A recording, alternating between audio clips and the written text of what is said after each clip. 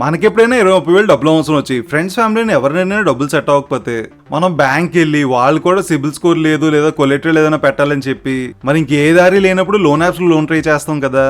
అలాంటి ఒక digital money provider ఈ ఆన్ ఈఎంఐ అనే కంపెనీ. వీళ్ళు 925 crores ఐపీఓతో మన ముందుకు వచ్చారు. వీళ్ళు మెయిన్లీ 2 విధాలుగా డబ్బులు సంపాదిస్తారు. వీళ్ళు ఓన్ ఎన్బిఎఫ్సి నుంచి లోన్ ఇచ్చి ప్రాసెసింగ్ ఫీ అని ఇంట్రెస్ట్ ని చార్జ్ చేస్తారు. రెండోది వీళ్ళు థర్డ్ పార్టీ బ్యాంక్స్ నుంచి కూడా లోన్ ఇప్పిస్తారు అండ్ మధ్యలో కమిషన్ తీసుకుంటారు. ఇక్కడ హైలైట్ ఏంటంటే వీళ్ళు ఎలాంటి డాక్యుమెంట్స్ తీసుకోకుండా వీళ్ళు 400+ వేరియబుల్స్ ని చెక్ చేసి మినిట్స్ లోనే మీకు లోన్ ఇస్తుంది. కాకపోతే ఇవన్నీ అన్సెక్యూర్డ్ లోన్స్ కాబట్టి ఇంట్రెస్ట్ రేట్ 15% to 36% వరకు ఉండొచ్చు.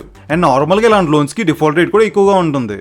ఇప్పుడు ఒకసారి వీళ్ళ ఫైనాన్షియల్ చూస్తే 2025లో డిప్ వచ్చింది. దీనికి మెయిన్ రీజన్ వీళ్ళు అల్ట్రా షార్ట్ టర్మ్ లోన్స్ ని ఇవ్వడం ఆపేశారు. ఎందుకంటే ఈ షార్ట్ టర్మ్ స్మాల్ లోన్స్ లోనే ఎక్కువ డిఫాల్ట్స్ కూడా అవుతాయి. అండ్ ఇది యాక్చువల్గా మంచి డిసిజన్. ఎందుకంటే మీరు FY26లో చూస్తే వీళ్ళు ప్రాఫిట్ ఆల్ టైమ్ హైలో ఉంది. అయితే ఫ్రెండ్స్ మిగతా విషయాలు మాట్లాడుకునే ముందు ఫ్యూచర్లో వచ్చే ఐపీఓస్ కూడా మేము కవర్ చేయాలో వద్దో మా కామెంట్ సెక్షన్లో చెప్పండి.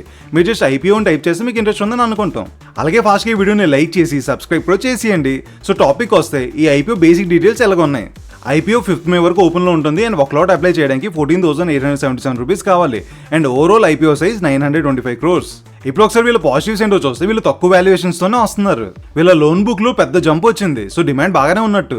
వీళ్ళ 50% లోన్స్ రిపీటెడ్ కస్టమర్స్ నుంచే వస్తున్నాయి. వీళ్ళు ఎంత రిస్కీ లోన్స్ ఇస్తున్నా 97% మళ్ళీ రికవర్ చేయగలుగుతున్నారు. ఇప్పుడు ఒకసారి వీళ్ళ నెగిటివ్స్ కూడా చూస్తే వీళ్ళ 94% లోన్స్ అన్సెక్యూర్డ్ గానే ఉంటాయి.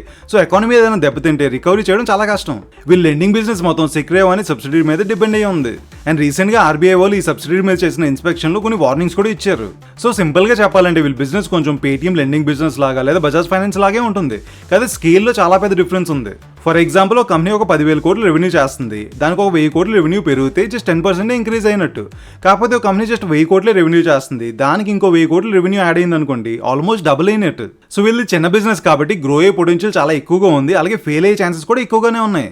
సో స్టాక్స్ లో ఒక పెన్నీ స్టాక్ లా అనుకోండి. సో నేనైతే ఈ ఐపీఓకి ప్రస్తుతానికి అప్లై చేయట్లేదు. అండ్ గ్రే మార్కెట్ ప్రీమియం చూసినా 2 to 4% అలాగే చూపిస్తుంది. సో పెద్ద లిస్టింగ్ గెయిన్స్ కూడా ఎక్స్పెక్ట్ చేయలేము.